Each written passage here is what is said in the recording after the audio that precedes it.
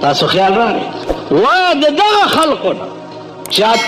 اتلس کاله بیا به ښځه مزدوري تتله ماښام به چې مزدوري راوړه څه به یې ده ته پریزانه جوړه کړه او څه به یې د خدای په نامه ورکړه. دا یې ښځه وه. پس خبره ورته دی غوسه شو او د قسم وخوړو چې ښځې والله چې زه جوړ شم چې تا به 100 دوړې وهم. چې دی څه وخت کې جوړ شو یا الله ما خو د دې ښځې نه قسم خوړلی. خدای ورته وی ایوبه داسې ښځه به پیدا کړي دا دې چې تا سره څه وکړه داسې به پیدا کړي. وی قسم سره به څه کوم. الله ورته چل ښیي چې د 100 ډکو یو ګیډۍ غوندې جوړه کا د 100 ډکو. د ایوب علیه السلام دا د پښتو قصو مسو کتابونو کې لیکلي چې د ایوب علیه السلام بدن کې چینجی شوي او دا شوي دا 14 درو خبره. پیغمبر الله په هغه بیماری نه بیماری چې د خلقو ته نه نفرت پیدا شي. 18 کاله بیمار ضرورو لیکن بدن کی چینجی دا سبب د نفرت ګرځي او پیغمبر چې د الله په هغه مرض نه بیماری چې د خلقو ته نفرت پیدا. دا سه دا د قصو مسو کتابونو والاو نو عرض داو چې بیا 18 کاله بیمار ولیو. دام امتحان الله دنیا ته خود چې وګورئ 18 کاله میں پکٹ کے سملولے دے او پا 18 کالا کی 18 منٹ ہم ظاہر کرے نے. آخر کے دعا اکڑا خدای تا چی یا اللہ بدن سر میں چی ارد سکے خو خدای جب تا میں سموایا چی تا پہ یادا ہو. دا امتحان او دا ابتلاو. بیا والا زامن اتا دا کوٹے لان دکڑ شیطان راغے زامن دی کوٹے لان دی شوی الحمدللہ د خخېدو د غم نه خلاص. بل سړی راغی ګډې او چیلې دې ټولې اوبو یوړې خوړ پې راغی. وی الحمدلله د خدای مال او خدای واغستو زما ورسره څه کار دی زما د خدای د منځ کې حایل مه واقع کړي. دا امتحان مونږ غوندې نه یي. رحمان بابا وایي چې د یو ویښته د ځان د پاسه کوږ شي چې د یو ویښته د ځان د پاسه کوږ شي ځان هغه ساعت له خدایه مره ورکې. یو ویښته دی چې کوږ شي او تکلیف درته ورسي نو خدای نه ځان مره ورکې. په کلونو خوشحاله او په عیش او عشرت کې مبتلا خو چې یو منټ در باندې خفګان راشي نو خدای نه شکایت شروع کې چې یا الله زه دې لیدلی ما خدایم زما زوی دی لیدلی او زما ښځه دی لیدلی وه دا دې مړه کړه. دا تاسو خیال راغی وایه د دغه خلقو نه چې 18 کاله بیا به ښځه مزدوري تتله ماښام به چې مزدوري راوړه څه به یې ده ته پریزانه جوړه کړه او څه به یې د خدای په نامه ورکړه. دا یې ښځه وه. پس خبره ورته دی غوسه شو او د قسم وخوړو چې ښځې والله چې زه جوړ شم چې تا به 100 دوړې وهم. چې دی څه وخت کې جوړ شو یا الله ما خو د دې ښځې نه قسم خوړلی. خدای ورته وی ایوبه داسې ښځه به پیدا کړي دا دې چې تا سره څه وکړه داسې به پیدا کړي. وی قسم سره به څه کوم. الله ورته چل ښیي چې د 100 ډکو یو ګیډۍ غوندې جوړه کا د 100 ډکو او په هغه 100 ډکو یو ګزار دی له ورکا. قسم نه به خلاص شي او دا به په دروم نشي. از یو مزیدار خبره تاسو ته کومه. هغه ورځ رانه چا تپوس وکړو چې مونږ خو چې ډېر ګناهونه دي کېږي به څه. ما وی خبره واوره که معامله په قیامت کې د عدل او د انصاف شروع شوه نو د ځمکې په سر چې څومره دنیا ده ټوله به دوزخ ته لاړه شي. ځکه چې عدل او انصاف خو دې ته وایي چې تا څه مزدوري کړې وي نو ما نه بدل واله کړه چې تا څه کړي نه دي نو ما نه بدل د څه تا څه کړي قیامت کې به معامله د رحم او د کرم شروع شي. د رحم او د کرم معامله به داسي جی منځونه 15 دي، الله به وایي چې په 200 مجرا کوي. روپۍ جی یوه ورکړې د خدای په نامه، الله به وایي په 1,00,000 مجرا کوي. کنه جی چې دا راټول شي بیا به هم د جنت قیمت نه برابرېږي. نو الله به وایي چې اوس یې ګناهونه ولټوئ او ګناهونه هم راوړئ او په نیکۍ ورته بدل کوي. معامله په قیامت کې داسې کېږي نو الله ستا او زما به هم څه درک ولګي. او که معامله د عدل او د انصاف شروع شوه، پناه په خدای دا عدل او انصاف تقاضا دا ده چې مونږ کړي څه دي چې مونږ ته به څه ملایي. نو ځکه سلطان باہو رحمت اللہ علیہ وی چې عدل کرے تو ڈوبوے سان، عدل کرے تو ڈوبوے سان، فضل کرے تو تروے سان. اے اللہ کے پا قیامت کی دی عدل او انصاف کنو ڈوب شما او کا فضل دی کنو بیڑا بمی پارش. نو الله دې د فضل معامله مونږ سره که عدل او انصاف شروع شو مونږ ټول غرق. نو عرض دا و عزیزانو چې رسول الله صلی الله علیه وسلم د دعا په ټیم کې تقاضا کوي چې یا الله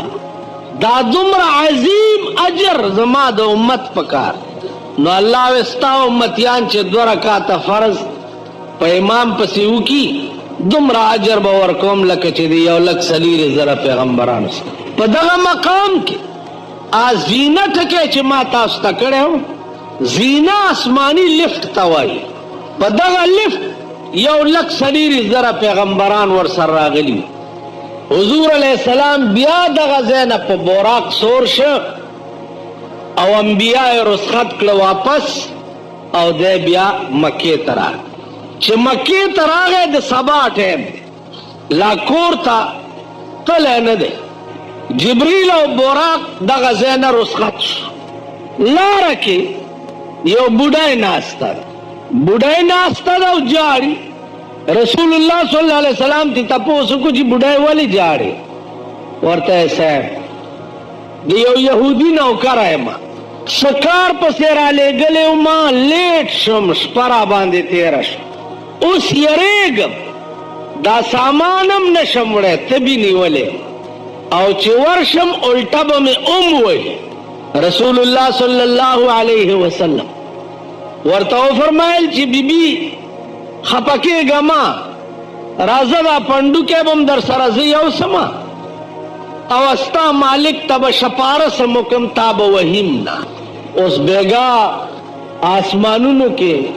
الله عز اسمه سره راز و نیاز شوی او سحر له یو وینځ سره پنډوکی په سر دی او د هغې مالک ته شپارس کولو ته روان. دې ته سوچ وکړئ. کور ته چې ورسېده دروازه یې وټکوله، سړی راووت، الیک سلیک وشو، خیر شه صاحب، ورته دا ستا خادمه ده، تبې نیولې ده، وخت هم ډېر تېر کو، دا پنډوکی راوړی هم نه شو او زه شپارس هم کوم که دې له څه سزا ورکړه مال راکړه خو چې دې ته څه ونه وایي. یهودي فورا د رسول الله صلی الله علیه وسلم په خپو کې پریوت او وی چې لا اله الا الله محمد رسول. حضور علیه السلام ورته فرمایل چې زه خو دې له نوم راغلی چې ته مسلمان شه، وجه څه ده؟ وی ما ته دا یقین راغی چې ته بیګا اسمانونو ته تللی خدای سره دې ملاقات شوی. یهودي ورته هغه وی ته څه خبر شوی؟ وی د تورات یو مسله نن رښتیا شوه. ما په تورات کې لیدلی چې نبی آخر الزمان چې په کومه شپه خدای سره راز و نیاز وشي په هغه سهار به دی د یو وینځې شپارس کوي. نو سبا دی او د وینځې شپارس دی، ته مدعی د نبوت یې، دې نه لوی دلیل ستا په معراج او پیغمبرۍ بل څه کېدی شي. عزیزانو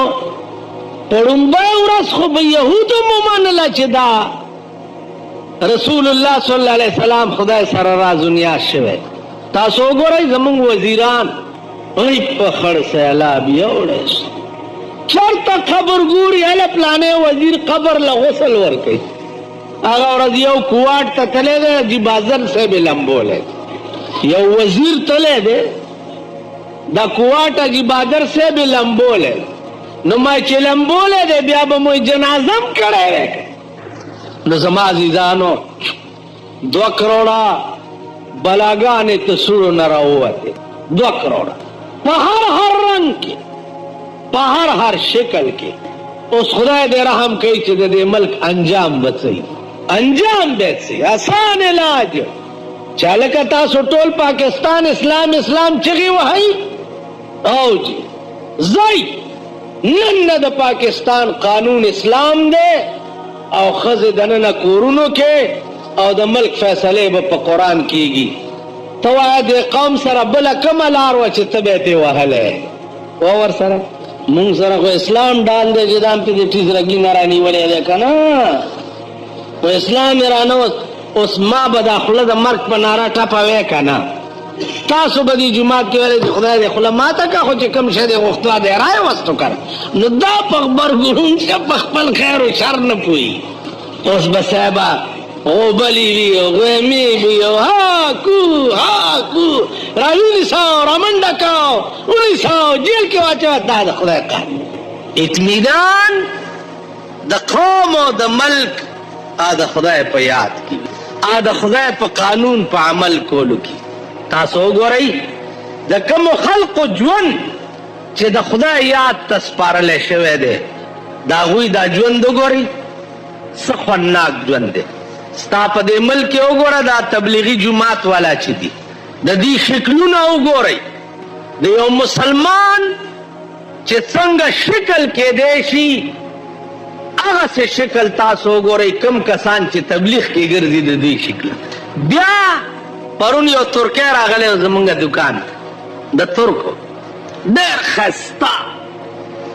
لوړ دنګ او ډېر ښایسته ځوان او شلېدلې جامې اغوستې نو هغه له داسې لږه لږه عربي ورتله لږه لږه اردو ورتله حیران شو چې د ده دې ځوانۍ ته وګوره د ده دې شان ته وګوره او د ترکو نه پېښور ته راغلی دی تبلیغي جومات کې وخت ورکړی. نو عزیزانو نورې ټولې چارې ګوره بس دي وخت در سره اوسګاري په خدای قسم چې دغه ډله کې هسې ناست دی یو ساعت که نه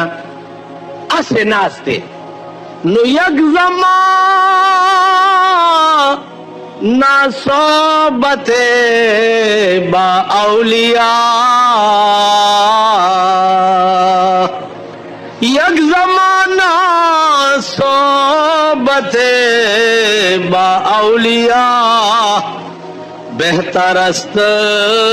100 سال طاعت بیریا. اگر مجلس کی چې چرته د الله او د رسول ذکر کیږي یو غنټه کې ناستل د 100 کالو عبادت بیریا نه زیات ثواب. تاسو ګورئ دي جمعتون الکان ځوانان راټول شي او خپلو کې یو بل ته حدیث بیان یو بل ته دین بیان یو بل سره جوړ کړي. نو الله دې مونږ ته هم توفیق راکړي وخت در سره اوسګاري دا نورې ټولې چارې ګوره بس ټول دروغ دی او فراډ او دوکه ده. زم درته یم چې دا دی ما سره شین توتي دی او شین باغ بل هم دا دی شین توتي دی او شین باغ نه شین توتیان شته او نه شین باغونه شته. وخت راتلو سره به شنې توتی د دوی ښځې وي او شنه توتیان به دوی وي او باغ نه به ګیر چاپېر پیره ولاړئ والله که دې نږدې ور پرېږدي خانان او نوابان خان بادران او جایگیرداران هغې نه به ته شین باغ ته دننه لاړ شي. هغه ورځ یو وزیر ته یو سړی ورغلی دی اسپایي ورته وایي چې څه کوې کاکا وایي دغه وزیر صاحب ته ورځم وایي څه ورته وایي وایي ما والا ډېرې منډې والې وې زما په دغه کامیاب شوی دی دغه زه ورځمه اوی دننه نشي تللی کاکا مونږ به تپوس ویل څنګه نشم تللی په ورمنډه کړی چې ورمنډه کړی هغه چې په دې بټ والی دی سي بوکې غورځولی دی بیا را پاسېدلی دی په یو منډه تې کور ته رسېدی دا شنه توتیان او شنه باغونه خانان او جوابان او جایگیردار او خان بادران چې په دې ملک کې وي نشین باغ شته او نشین توتي شته او نشین چمن شته تاسو همدغه د منګکانو وروڼه یئ منګکه خاورې کنه او خاورې دی په دغه نو عزیزانو عرض داو چې رسول الله صلی الله علیه وسلم واپس راغی لار کې ابو جهل په مخه ورغی حضور علیه السلام ته وایي چې وایه کنه نن د اسمان څه نوی تازه خبر شته هغه ورته لاو زه بېګا اسمانونو ته تللی وم او خدای سره معراج و نیاز شوی ورته ته اسمان ته تللی ویلی او وی دا به د بل چا په مخ کې دا خبره وکړي ورته وی چې څوک دې خوښه وي د هغه په مخ کې به ابو جهل په منډه تللی ابو بکر صدیق ته وایي چې راشه که نن دې د یار خبرې واورېدې اریان بشه وی ولې وی نور کله وی چې ماله د اسمان نه خبر راځي او نن وی چې زه بیګا په خپل اسمان ته تللی ابو بکر صدیق ورته وی چې ابو جهله رښتیا وی زما یار ویلی دي داسې وی زما د په لات او منات قسمي چې ستا یار ویلي چې زه بیګا اسمان ته تلم ابو بکر صدیق ورته وی زما د خدای په ذات قسمي که زما یار ویلي چې بیګا اسمان ته تلم نو بالکل یې ټیک ویلي ولې ما د خپل یار د دینم په لوی لوی معجزو باندې ایمان راوړی دی چاله چې شپه ورځ د اسمان خبر راځي نو که بیګا په خپل اسمان ته لاړو دا څه د تعجب خبره ایمان داسې پکاري عزیزانو بیا ابو جهل راغی او لاس کې څه کاڼي نیولي نو پیغمبر ته وایي چې څنګه اندر کفے ابو جهل بود گفت اے احمد بگو تا چیست زود وای کنه زما دی لاس کې څه چې ته پیغمبر یې گر رسولی چیست در مشتم نهان کہ خبرداری ز راز آسمان ته چې د اسمانونو خبر پوهېږې دا لاس کې ووایه چې څه دي پیغمبر وی زه ووایم چې لاس کې څه دي که دا ستا لاس کې څه دي دا په خپله ووایي وی زما لاس کې چې څه دي په خپله نه شي ویلی ته ووایه په یو ګوته پیغمبر د هغه د لاس ته اشاره وکړه نو د ابو جهل د لاس د ننه نه آواز راغی لا الہ گفت الا اللہ گفت گوہر احمد رسول اللہ صفت آکانو در ابو جہل پلاس کے ہوئے لا الہ الا اللہ محمد رسول اللہ منگ دا ابو جہل پلاس کے کانی یو دم رہیو ددی دا سی مثال دے لکه زمونږ په دې ملک کې د کافی زمانې نه قبر پرستی را روانه ده د قبرونو پوجا پاټ کول بیا په قبرونو باندې دا نامي خول چې دا دې دپاره دی دا دې دپاره دی دا دې دپاره دی لکه نن یو سړي ټلیفون وکړو وایي چې د فالج زیارت کم ځای کې دی سړی چې فالج والي د هغې زیارت کم ځای کې دی نو ما وی چې ما ته خدا کا پته شته چې د فالج زیارت لا کم ځای کې دی تاسو اندازه وکړئ که د یو سړي دا عقیده وي چې دا زیارت دی او په دې فالج لرې کوي دی لرې کوي دې نه زیات شرک بل نشته که د یو سړي دا عقیده وي چې زما د خپو کې باد دی او دا زیارت دا باد لرې کوي دې نه لوی شرک بل نشته عزیزانو قبر پرستی چې دا داډو په اسلام کې شته نه لیکن ستا عمل کې وګوره قبرونو نه سال جوړ که نورس نه دا غونډګان راټول شي او ډولکي والا ځان سره کي او مخکې ډولکی غږیږي او وروسته ورپسې دغه شکور نیولی واچوئ د بابا که څوک اړی نه مې د یرې ورکي ځکه چې هلته ورسره ډنډې مار روان نو زما عزیزانو اوس دا قبر پرستی چې مونږ کې کومه ده دا د دوی نه ویستل کاری دارت او بیا ورسره چې لویه خبره دا وي چې د ملا نومم پزانی خی او هغه ملام ځان ته وایي آی مرګری وي شیخان مرګری وي لوی لوی سڼې او لوی لوی ګیرو والا دای مرګری وي اوس دا اعتقاد د خلقو نه ویستل دا د چا پلار نشو دا اعتقاد تی ویستل او بیا په دې خلقو دا منل چې ګوره مؤثر حقیقی په دې کائنات کې صرف د خدای ذات ته بنده نه دی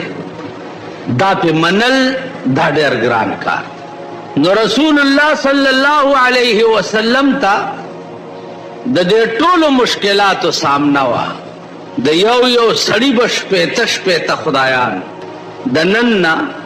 50 کاله مخکې د هندوستان هندوانو 33 کروڑه خدایانو 33 کروڑ خدایانو نن نه 50 کاله مخکې چې اوس بلا نور څومره زیات شي د هندوستان خلقو 33 کروڑ خدایان دکه چاری او بت بده یو مرض دارو رسول الله صلی الله علیه وسلم ته سره راغی چې زه مسلمانېږم وی چې ولې وی زما یو خدای او هغه خیرن شوی نام علم بولو نور ته مې کې خو چوچی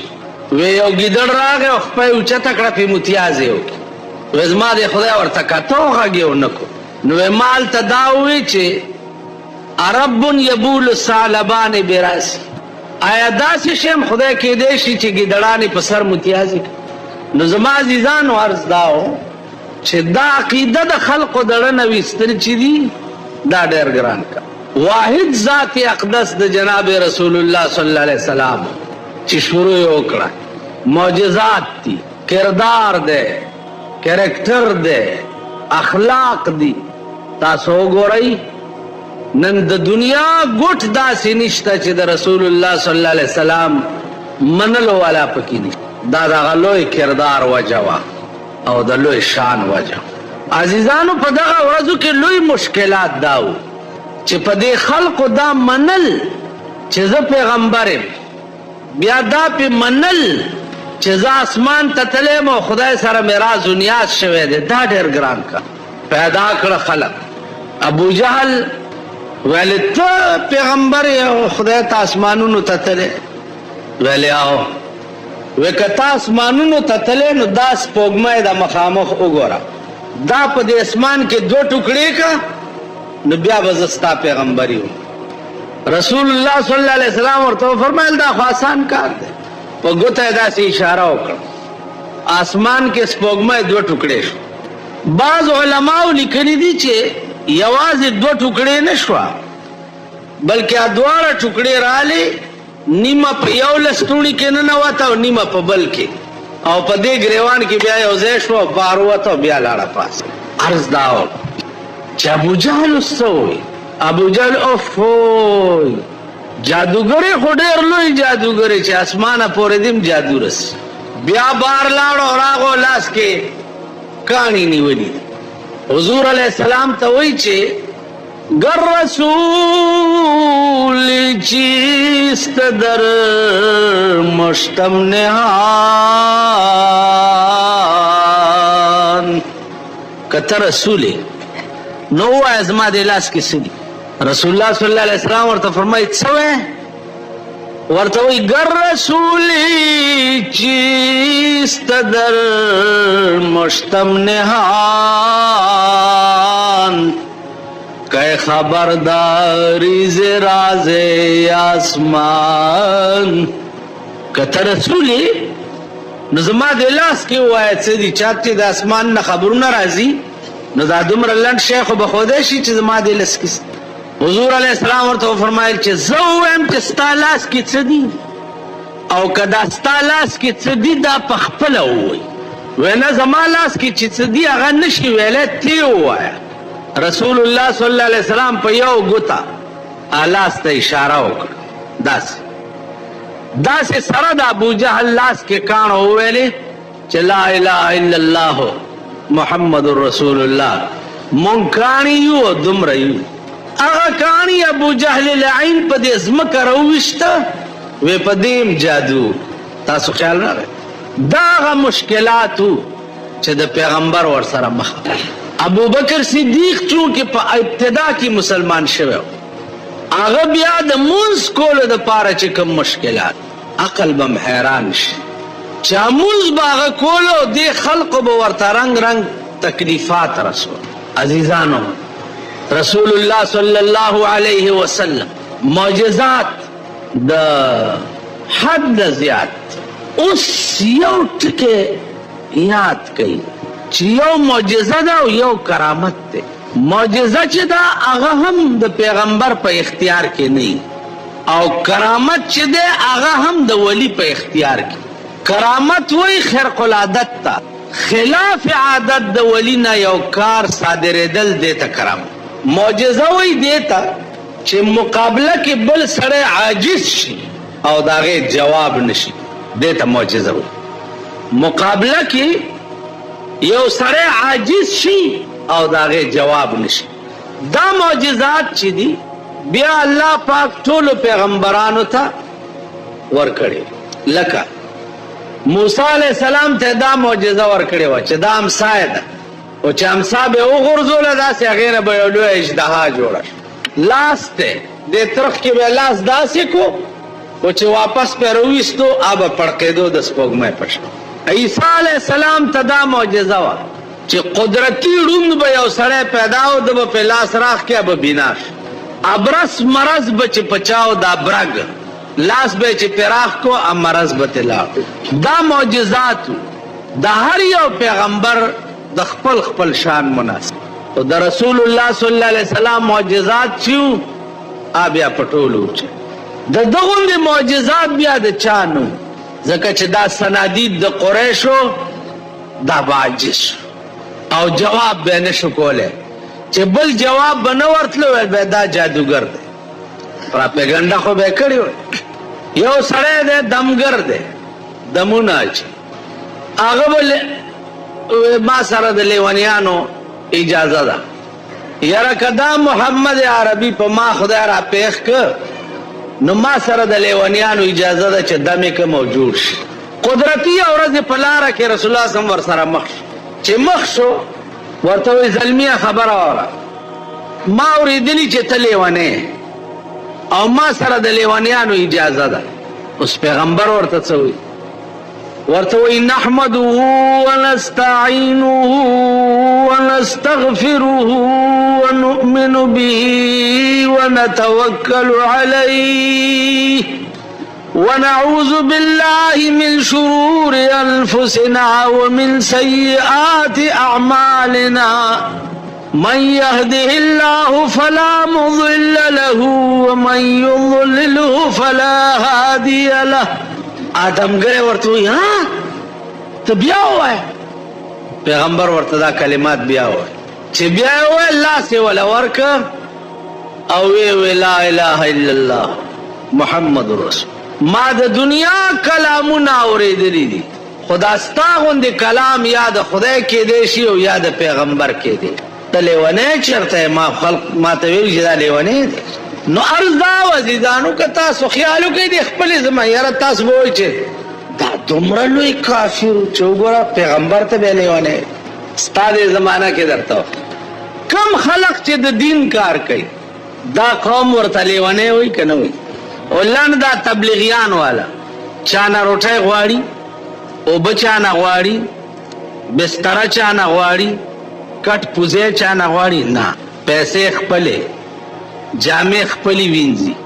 کټوای خپله پخوي روټۍ خپله خوري. ستا جومات ته راشي دا وایي سې روزه ده او دا یک روزه ده دا چله ده دلته به پراته وي او تا ته به د خدای د دین دعوت درکړي. حالانکه په خپل ځای دا ټول مزدور کار دی مزدوری هم کوي کارونه هم کوي او د خدای په لار کې دا وختونه هم لګي. دا قوم ورته څه وایي لیوني ورته وایي که نه ورته بلکې لیوني لا څه کوي. دا قوم ورته وایي چې دا د امریکې تنخواه اخلي. دا قوم او د امریکا که دومره ښه شي چې ماله تنخواه راکوي چې ته د خدای دین خلقو ته بیانوه نو بیا د امریکې نه ښه ملک چېرته شته. دې ذلیل قوم ته تاسو په مخ د ځمکه د امریکې نه لوی رذیل ملک به بل نه په مخ د ځمکه. تاسو وګورئ په لیبیا کې امریکې څه وکړه تر ننه پورې څه کوي لګیا دی بیګای بیا پې بمباري کړې ده تر ننه پورې وجه څه ده دا خدای دی چې پاکستان یې په سترګو ړوند کړی دی او د امریکې نه سیوا کلمه نه وایي وجه څه ده وجه دا ده چې لیبیا د اسرائیلو خلاف او امریکې حکومت چې دی دا د یهودو دی او د اسرائیلو تمام کلیدي محکمو باندې په امریکا کې یهود دي نو امریکا د یهودو حکومت دی او اسرائیل یهود دي لیبیا د یهودو خلاف او د فلسطینیانو او د شام د خلقو ملګری الزام یې پې دا لګولی چې دا دهشتګرد دی سال یې جوړ کړی امریکا دومره زمونږ دوست ملک شو چې مونږ له پیسې راکوي چې تاسو والئ کلي په کلي ګرځئ او تبلیغ کوئ اوس دا خبرې چې څوک کوي د هغې قباش وګورئ دا خبرې درې قسمه خلک کوي درې قسمه یو هغه خلک کوي چې یقیني د امریکې تنخواه خواره دي یقیني یو هغه خلک کوي چې کوم د قبرونو حاصلات خوري قبرونو نه د پلار او د نیکه جایگیر جوړ کړي یو هغه خلک تاسو ورشئ کاکا صاحب زیارت وګورئ یوې میاشتې له په 1.5 لک روپۍ ټیکه کېږي یوې میاشتې ټیکهدار یې والي په 1.5 لک روپۍ اوس چې ټیکهدار یې په 1.5 لک په ټیکه والي نو خو 2 لکه به پې هغه ګټي که نه نو هلی په 1.5 لیکه دا 2 لکه روپۍ د کاکا صاحب په زیارت باندې څوک اچوي په غبرګ وړاندې شي نو د کاکا صاحب د پیسو ته حاجت څه دی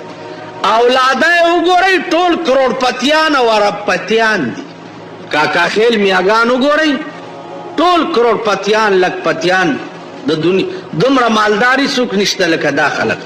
هلته د ښځو حال وګورئ او د سړو دا مالګې په دغه ځای ایښول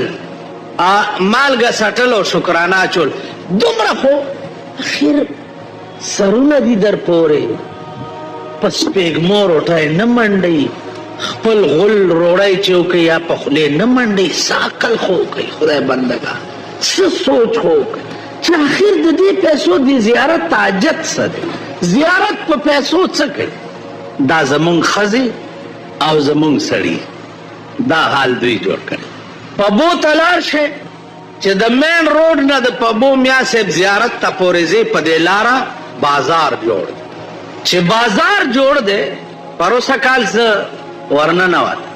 نو ټول زلمي هلکان په دې بازار کې په دې دوکانونو ناست نو دیدن مستا بانے میں نورے دیدن مستا بانے میں نورے وی پنی ملار کے سبانا کا مدرے گا داسی داسی کٹھی پا دکان نس واخلا خورے واخلا ساخلے واخلا مرے راشا دارتی ننزوانی کٹیشی ناخلا واخلا واخلا واخلا یو دکاندارو پسی یو چند چگی وی بلور پسی بلو کلی تجربه ہو کئی نر سړی له بورکا ور په سر کوي او ته تې مخکې شو بورکې والا ځان پسې بیا تماشا وکړه چې د دکانداران ورپسې څه خیر دا ملک دی یا دا قوم دا بني ادم په مخ د ځمکې هغه شرکیات او بت پرستی چا په خوب کې نه ده لیدلې چې کومه ستا په ملک کې منټ پس کی رحمان بابا خبره ده وی پټولو مربهی چالی دلینوی پټولو مربهی چالی دلینوی آغا چاری چی تا هر ساعت پا ماکڑی خوب کے بچانی بھی دے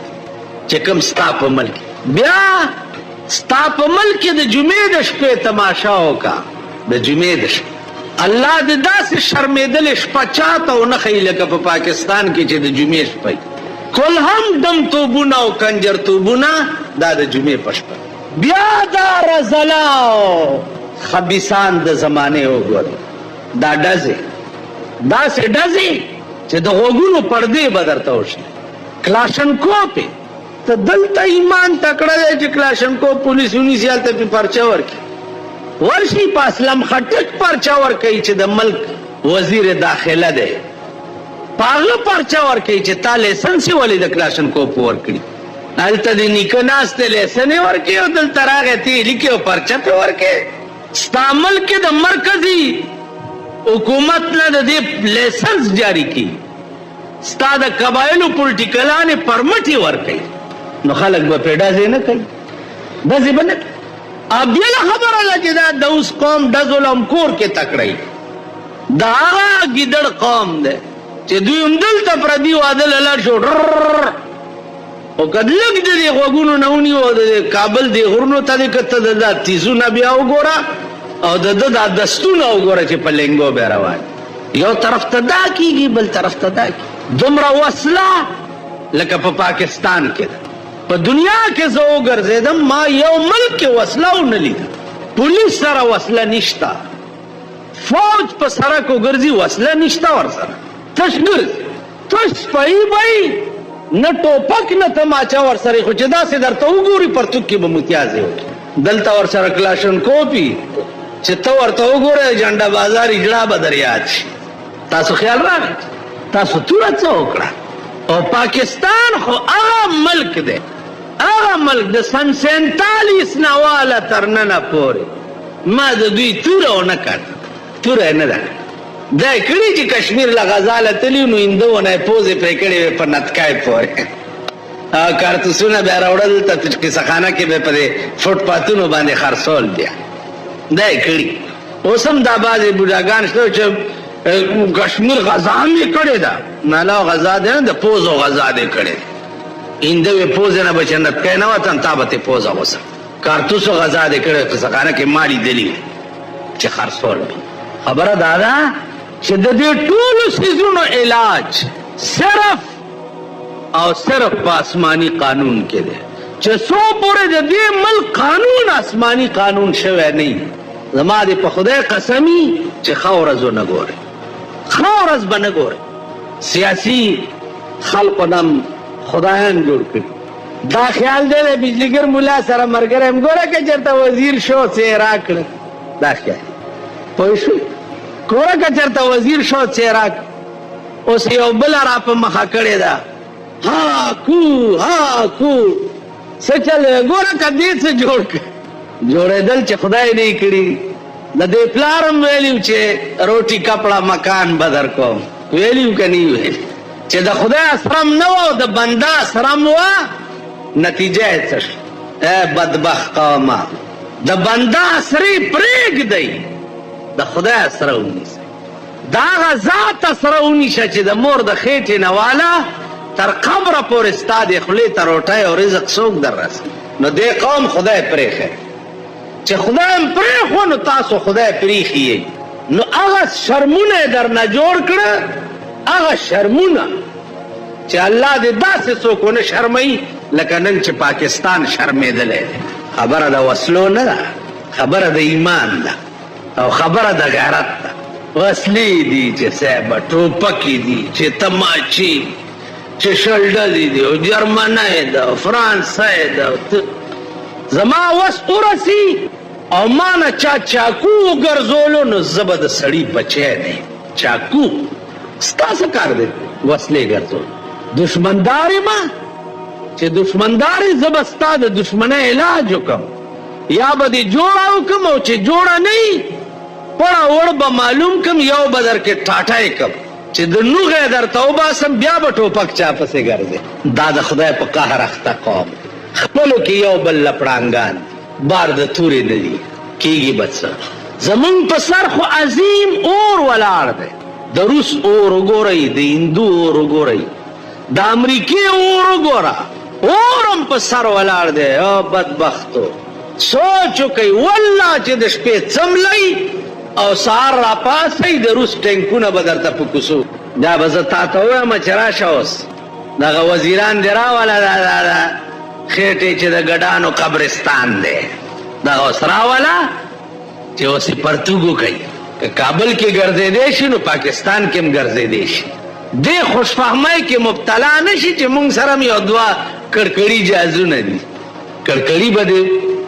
ولاړي او را به شي اور به در باندې بل یو وخت کې به تې بچي چې ملک د ملک متفقي او ډټیا وي د دشمن مقابلې دپاره چې رسول الله صلی الله علیه وسلم ته مشکلات هغه دا چې یو سونو کالو عقیده د چا د خیال نه وست. بل مشکل ورته داو چې عیسی علیه السلام ته عیسایانو د خدای زوی وي او دا د عیسایانو نږدې زمانه وه. یهودو عزیر علیه السلام ته د خدای زوی وي. دا عظیم طاقتونه پیغمبر ته د دې لویه سانحه وه چې دا به د دې دماغ نه څنګه وباسي چې عیسی علیه السلام د خدای زوی نه دی یا عزیر علیه السلام د خدای زوی نه دی. دا ټول مشکلات، لیکن چې عزم مضبوط اراده مضبوطه وه او د خدای نه امداد غوښتلو هر وخت کې د هغه پیغمبر مشن او شان مو ګوره چې نن د دنیا ګوټ ګوټ ته ورسېدو او هغه خلق مو ګوره چې چا د دې پیغمبر د شان خلاف کو. نو عزیزانو عرض داو چې اصل اسلام یو آسان مذهب دی، یو سهل مذهب. مشکلات دې نه رستو به زه بیا تاسو ته ښیم چې هغه آسان او سهل مذهب کې مونږ خلقو کم مشکلات پیدا او د پیغمبر وسایط څه دا به بیا شي.